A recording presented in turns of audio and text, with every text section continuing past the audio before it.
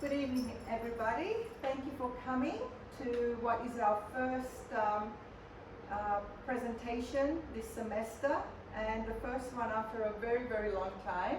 And we are very, very pleased to have Olimpia here with us, who's just come back from field work, and she's going to tell us all about her work. Just a few words about Olimpia. Olimpia Nelson is a PhD candidate from the University of Sydney who specialises in the study of emotion in Byzantine painting.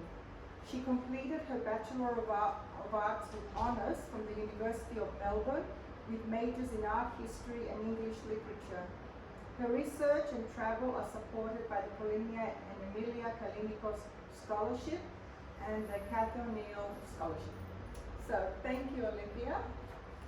I should say the title of her talk today, Motion and Emotion, the Movement Toward Theatricality and Drama in Late Byzantine Painting.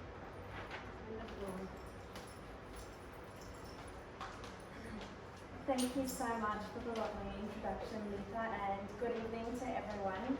Thank you so much for having me here tonight. Being not just Australian, but Greek Australian, it feels like an enchanting dream to be able to be at the Australian Archaeological Institute at Athens talking about Byzantium. I'm immensely grateful for the opportunity.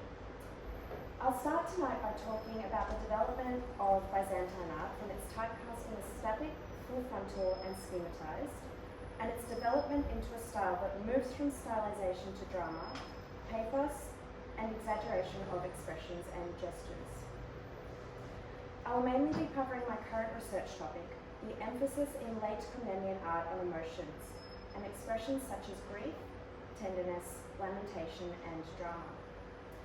I would like to draw attention to the creativity and innovation that took place, where figures evolved from being unmoving and static to animated and expressive characters in elaborate scenes. Often overlooked and marginalised, or viewed as a time of decline, this period can be considered one of the most vibrant and dynamic epochs in the history of art, attesting to a Greek intellectual vitality and poetic license akin to that of the Italian Renaissance.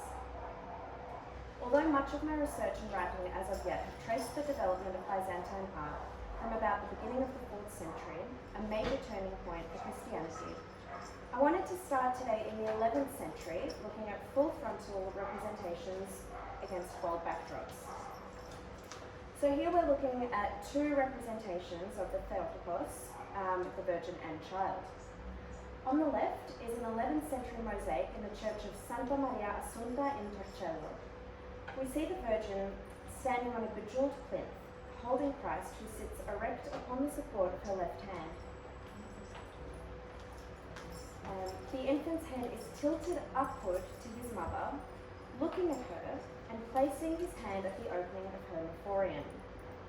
Her gaze, meanwhile, is not reciprocated. She looks beyond the viewer, perhaps transfixed by an inner vision, but her response is more ambiguous. Nonetheless, the spectator is still drawn to her. Her outturned feet on the footstool are at variance with the strict frontality of her heavily cloaked figure, and draw us to her, affirming the holiness of her figure as whole. The right foot is at the very edge of her mephorion, and the left foot is somewhere in the middle. So the two asymmetrical feet suggest her anatomy, as the weight of her curving body must be unequally distributed through her skeleton. We might interpret the outturned feet as an invitation to the ritual submission or gesture of worshipful obeisance. This is the proskinesis, which in other interpretations can be seen in the kissing of the foot. This is a theme extremely well documented in early Sienese painting by Joanna Cannon in her article Devotion to the Virgin's Foot. As Hans Belting has observed, the Virgin offers her foot to the viewer for a symbolic foot kiss. This is called the Fußkuss in German.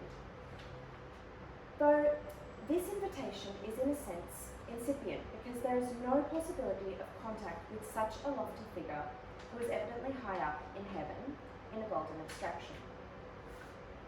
A similar motif can be seen on the right. in Hosios Lukas, recognized as one of the oldest and best preserved of the important Middle Byzantine monasteries in Greece, and an incredible example of 11th century art in Constantinople. In the conch of the apse, in the Palaiologan, is an enthroned Virgin and Child, again against a gold backdrop. The Virgin's face is flat, with little modelling, standing out stark against the shading of her Mephorium, with an intent outward gaze. In her lap sits the Christ child, who gazes upward and makes a gesture of blessing. The folds in the Mephorium emphasize the outline of the Virgin's legs, providing a strong vertical line in the composition.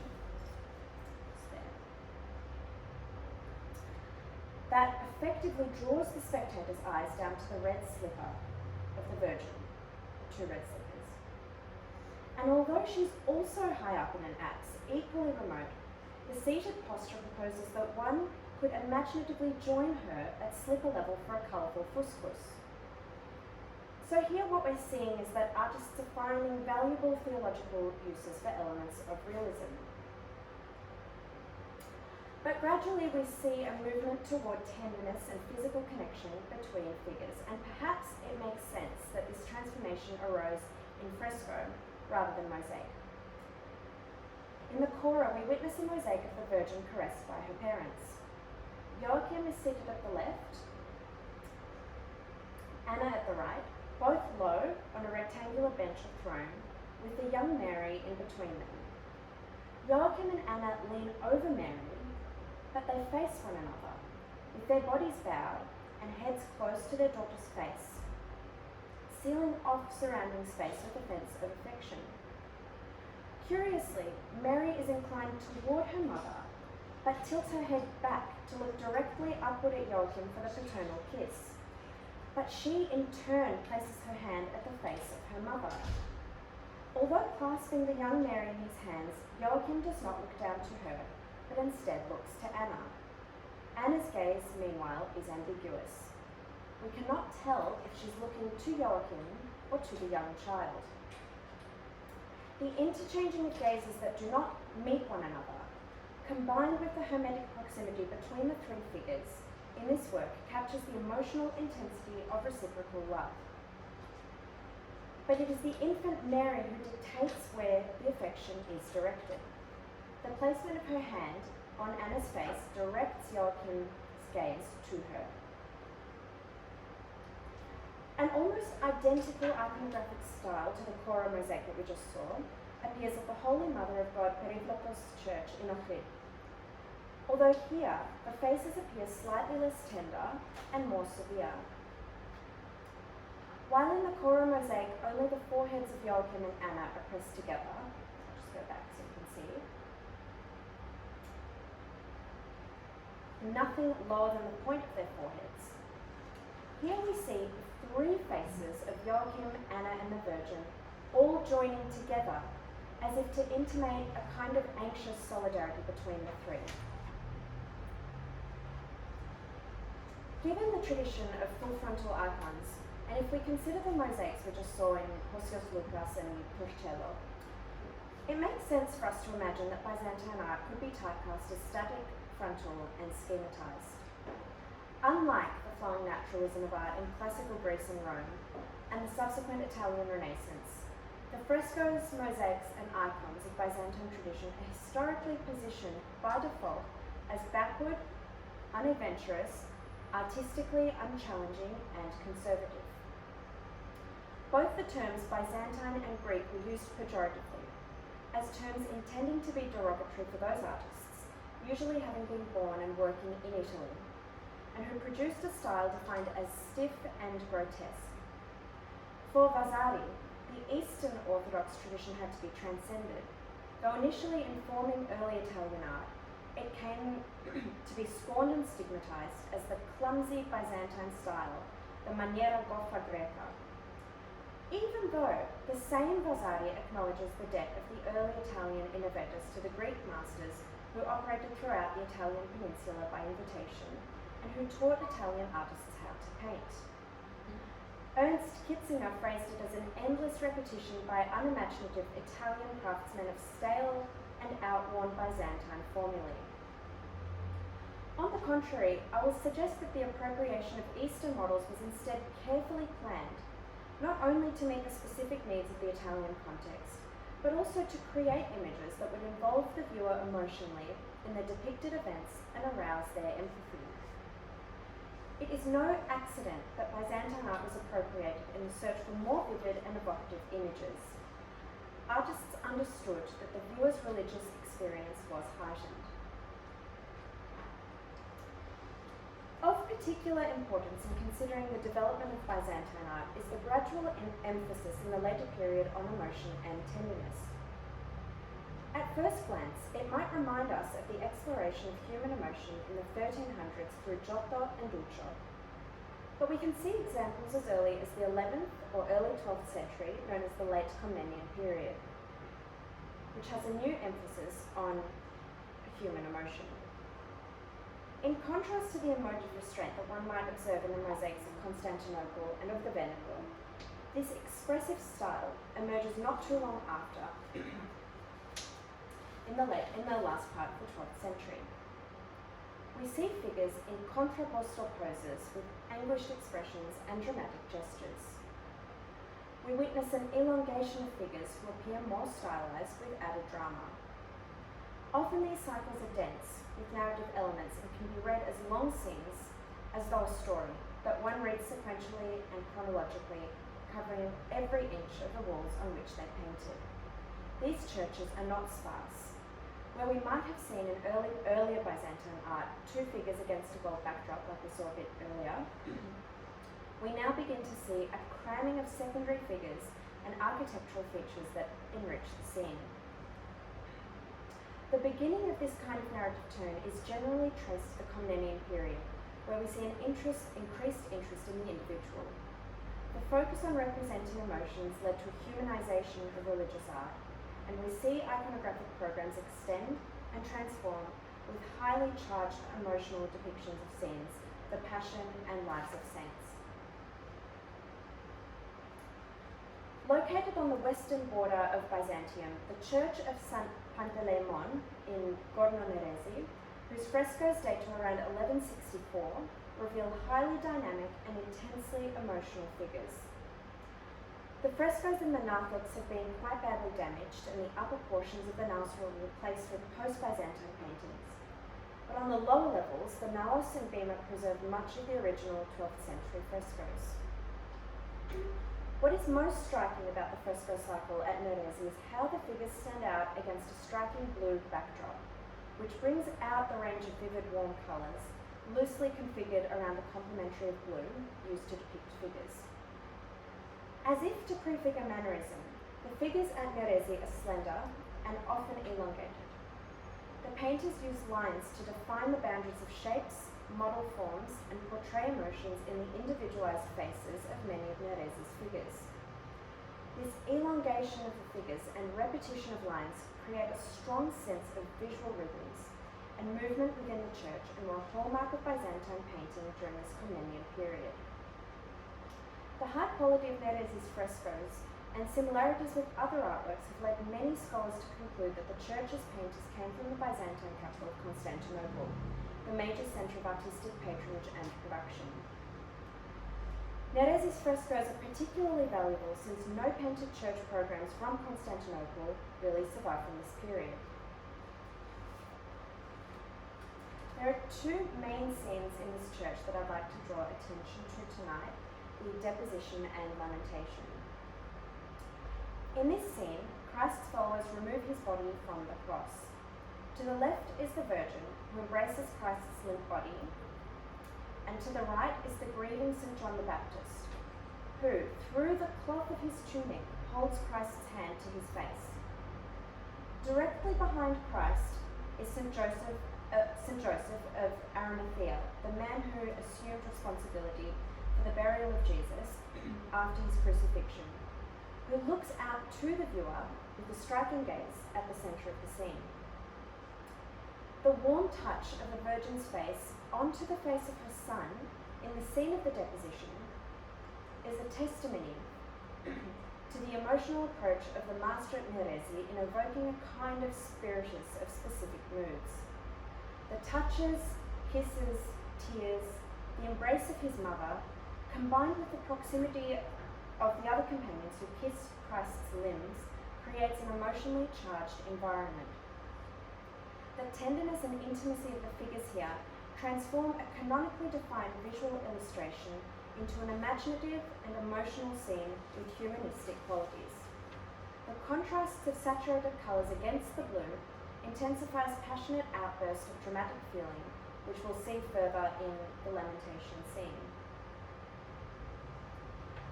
Standing to the right of the composition we just saw is the Lamentation or thrennos. This theme provides the ideal opportunity for Byzantine artists to reveal drama, pathos, and human emotion.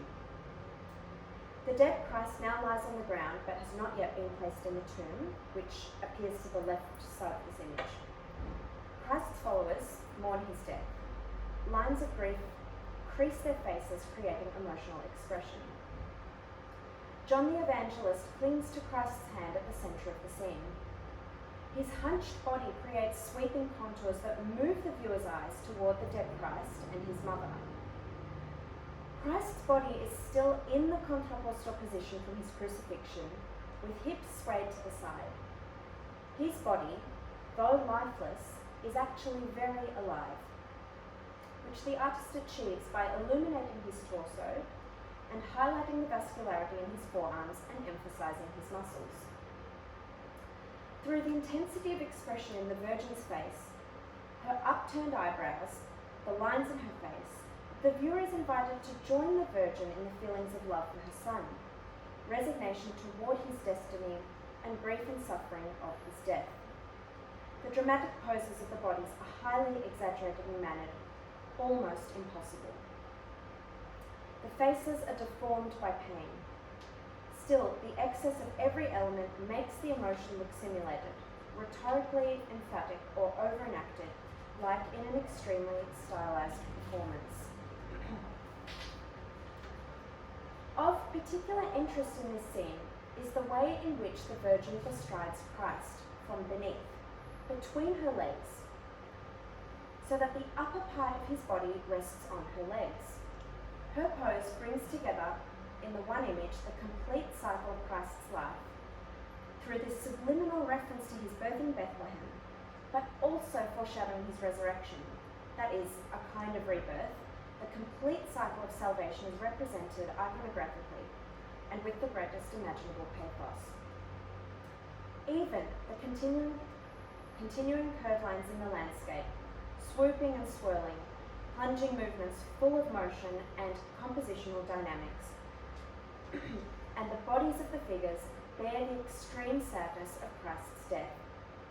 The bodies in landscape, uniting in their shapes and contours, would invite Byzantine viewers to engage emotionally with this image, working together to induce a mood.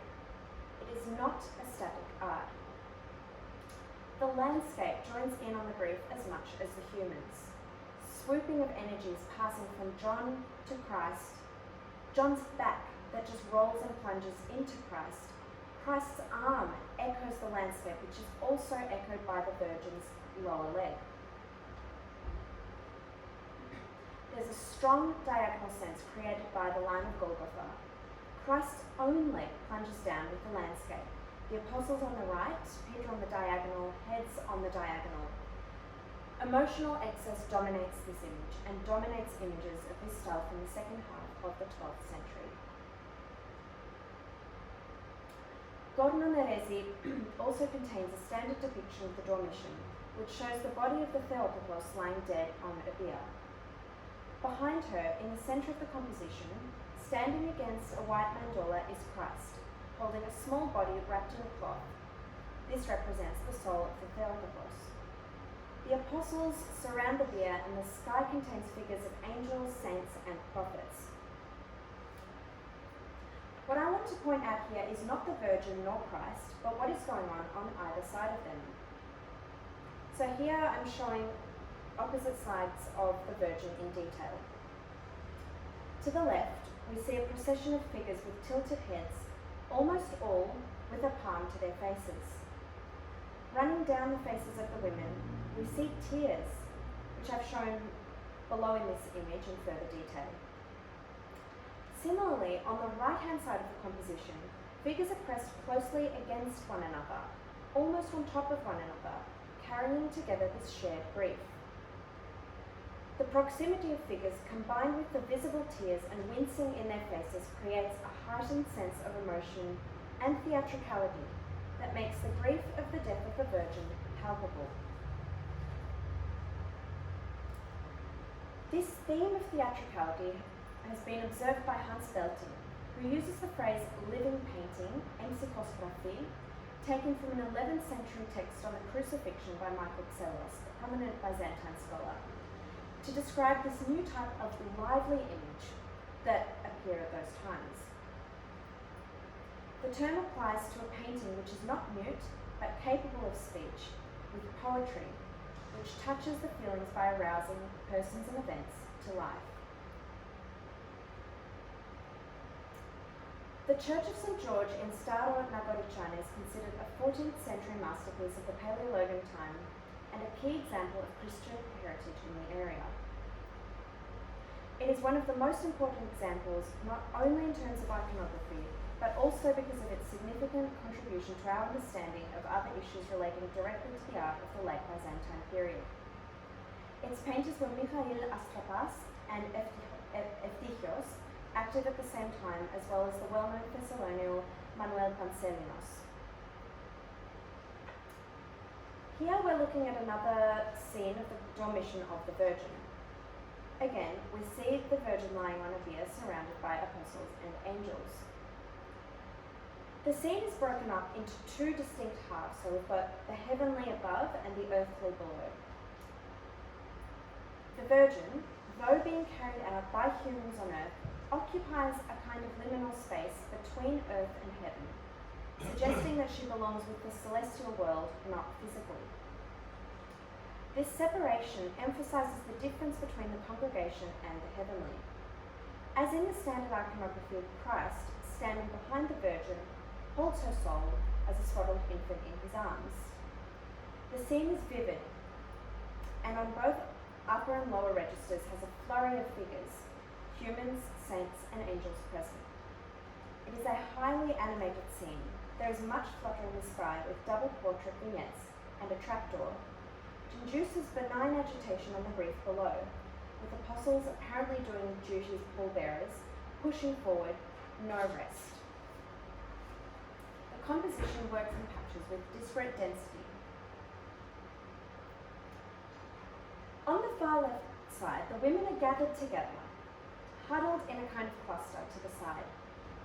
I've counted 16 women here, only 6 whose bodies are present or at least visible, but others implied through the peeping of the heads, just here. Instead of standing in a strict linear procession, the women are communicating with one another, as if to provide emotional support. Hands are held up to their robes, and their bodies and faces are turned to one another. This by no means suggests a moment of distraction or inattentiveness in the pivotal moment of lamenting the Dormition and mourning the Virgin, but emphasizes the emotional impact of the moment, that communication and shared grief are more important now than ever. The young angels, meanwhile, are passive. Their faces are schematically handsome and impassively elegant, a bit formulaic by a classical canon, but emotions are still expressed through contrast. A similar motif appears in the men on the right-hand side of the composition. 2 men carry the feet of the bier, following 7 men moving forward. Again, rather than a strict linear movement, the apostles are depicted as visibly distressed, as if they're carrying the weight of the death of the Virgin on their shoulders. Like the women, hands are held to their faces, shoulders slouched forward, backs hunched, tears are even seen on some faces. The eyebrows are furrowed and creases are visible in the foreheads. This theme of communication is again visible.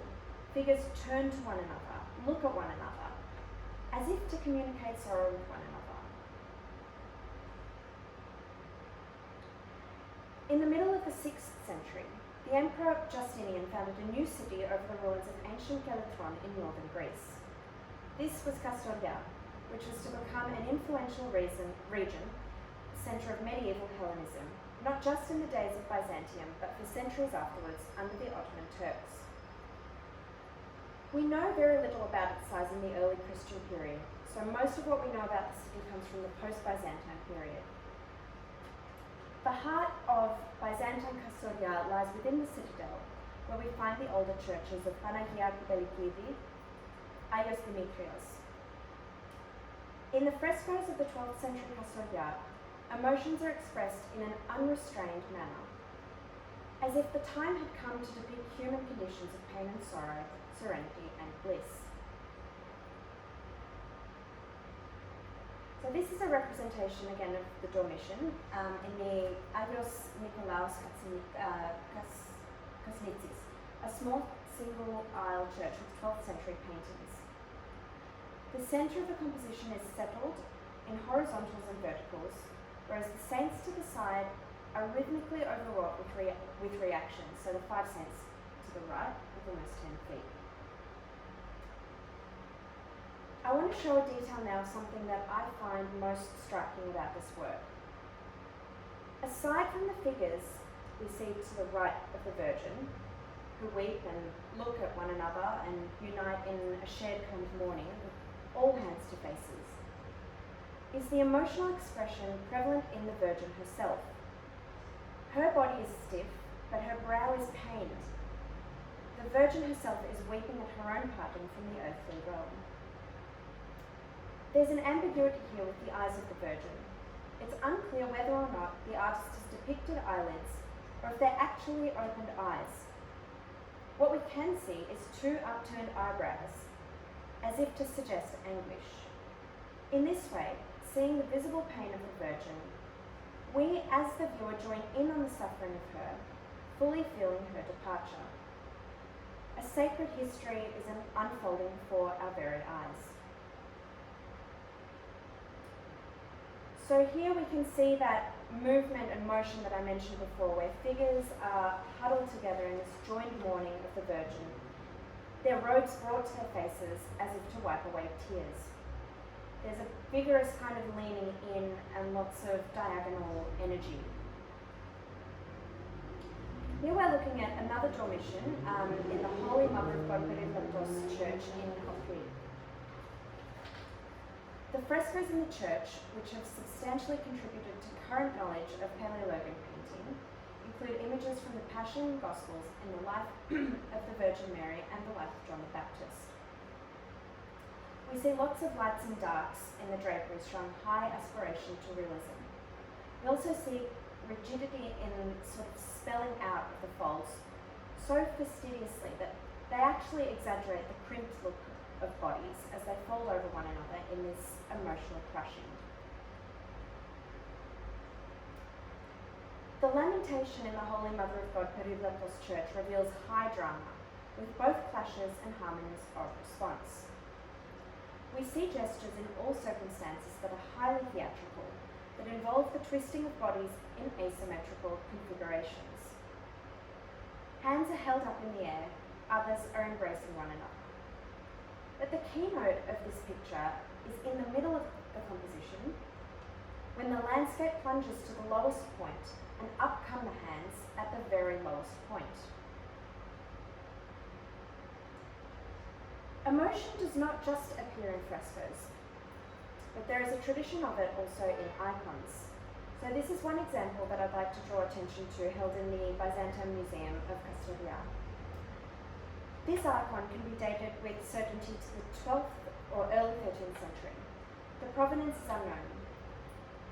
The simplicity of the composition, with the Virgin's body, surrounded by apostles and priests, a flight of angels, and Christ holding her soul, follows the iconographic type of works that we've seen in the late Millennium period. The figures to the left are positioned on top of one another, each with a pitiful expression. The figure in the upper left, this one here, has upturned eyebrows expressing sorrow, while others have hands held to their faces as if to express the sheer shock at the scene unravelling before them. The art of that age is also seen in features such as the linear rendering of the hair, folds of garments, the expressive faces of the apostles, but especially the hands. If we look at Peter's skeletal hands here, over the lip of the beer. The doubling over of grief that we've seen may remind us of the folding of the body that we saw earlier in Nerezi, where the body itself joins in on the grief. The realistic portrayal of the pain-wrapped faces and the bright, strong colours create a work of great artistry, reminiscent of the monumental painting of medieval Serbia and Cyprus. I wanted to end by briefly talking about where I'm headed now in my research, which is Mistra. Over time, Christian art adopts scenic conventions, like a visual language shared with theatre. An example of this can be in encoded gestures, but also architectural elements of the background, often decorated too with hanging textiles such as red drapery. So this is an example of condensing of figures and the theatricality of architecture. What we're looking at is the entry into Jerusalem from the Pantanasa in Mistra on the left, and Ducho's interpretation on the right. As we can see, the architecture is used for all its nooks and crannies. It's highly animated, it's dramatic. We see people peeping. There are strong efforts to make things three-dimensional. They both share a great sense of episode and are both vibrant. The background architectural compositions become an important pictorial element. They grow bigger and more elaborate, where a variety of forms and colours accompanies the action that takes place in front of it, sometimes even drawing attention directly to it by pointing with emphasis to a chosen element. These symbols can also be interpreted as semiotics in painting, conveying a theatrical engagement emphasised by encoded gestures and movements in figures, making it look like they are acting. The frescoes of the Pantanasa are colourful and intense. These paintings give volume to imposing faces and rocky landscapes. The colours nicely contrast with complementaries, and the shadows are shown in deeper tones of the same colours. The modelling of the bodies is soft, with many shadows and delicate light highlights.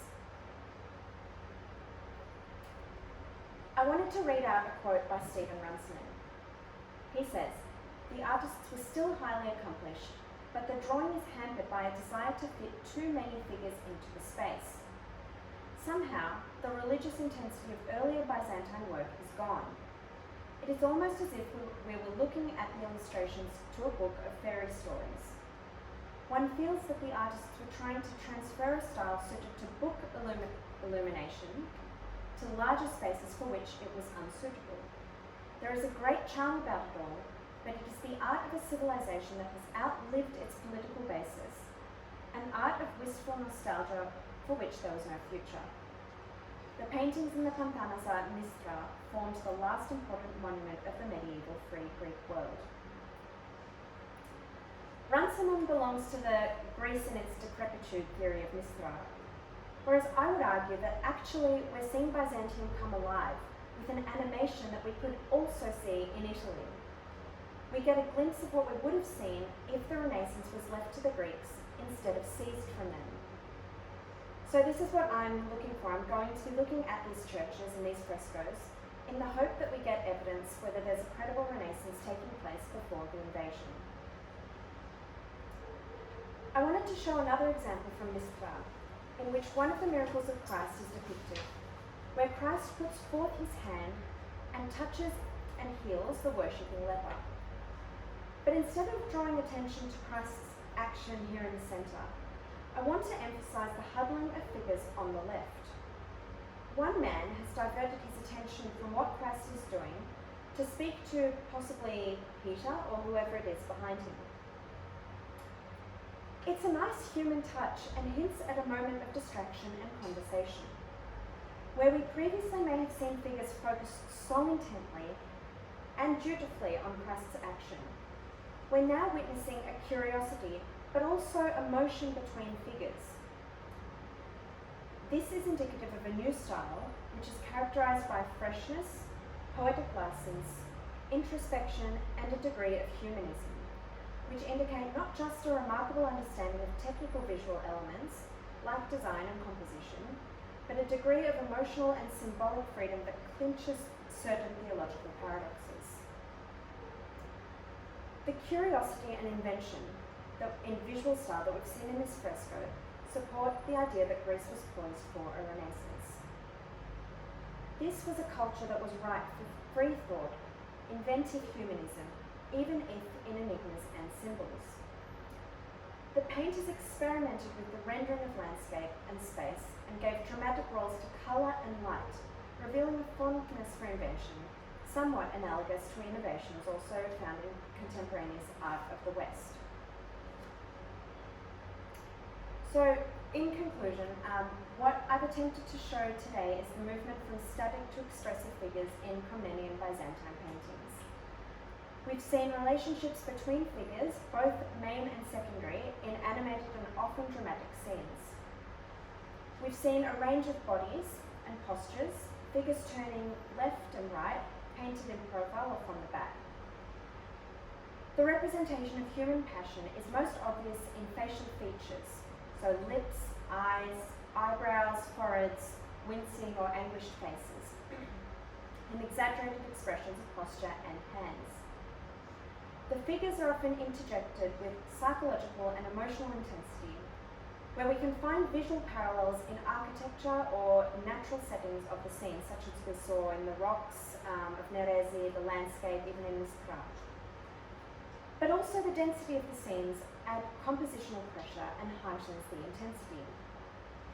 The eye has to do a lot of motion to sort out the busy reactions. Motion and emotion don't just mean that the figures are moving, but the composition is. The beholder's attention is drawn this way, and that at the risk of confusion. This kind of jumble is preferable to status because it is more emotionally authentic and reflects feelings in the narrative. Although rooted in Komnenian art, this tendency intensified considerably from the 13th century onward in both late Byzantine and Western medieval art. So thank you so much everyone for coming tonight. A special thanks to the AAIA for their unwavering support and encouragement and the wonderful stay here. It's been incredible. And to the Bulimia and Emilia Kalinico Scholarship. Thank you so much.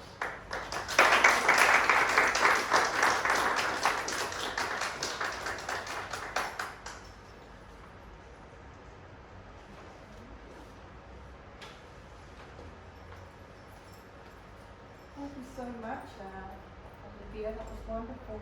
Any questions for Olympia?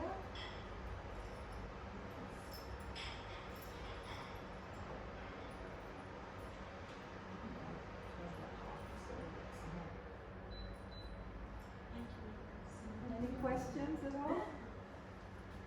I'm happy to talk afterwards as well.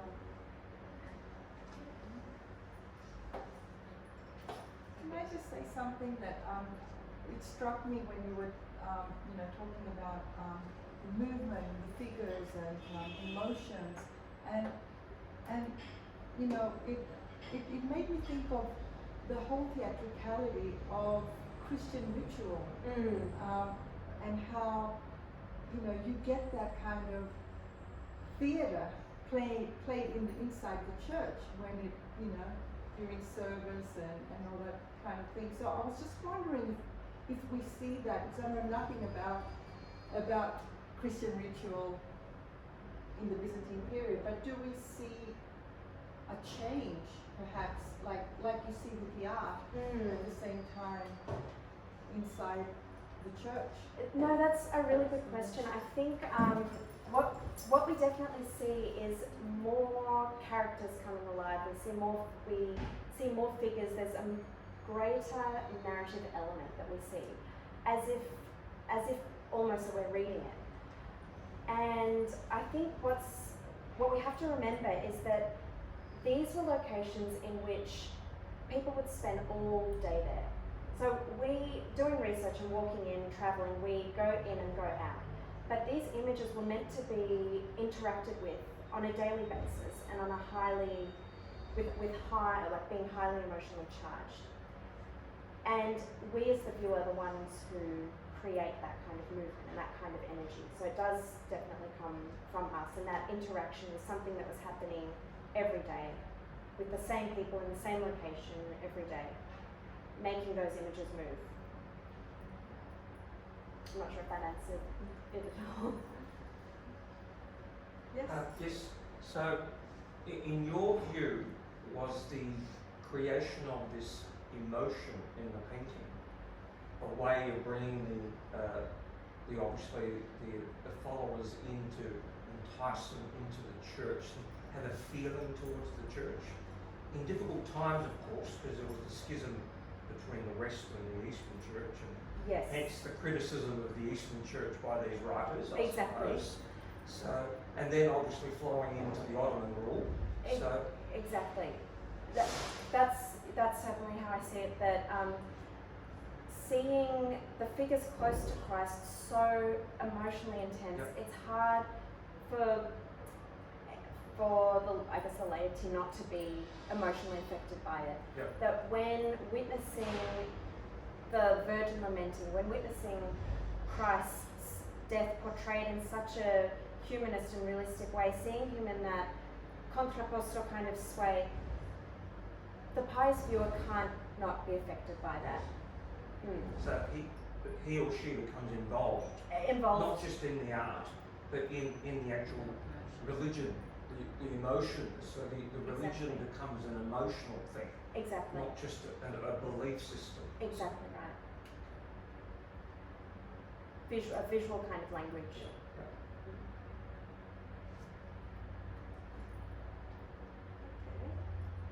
Well, thank you again, Thank you. Olympia, Thank you for having me. wonderful presentation. And please join us for a drink and some snacks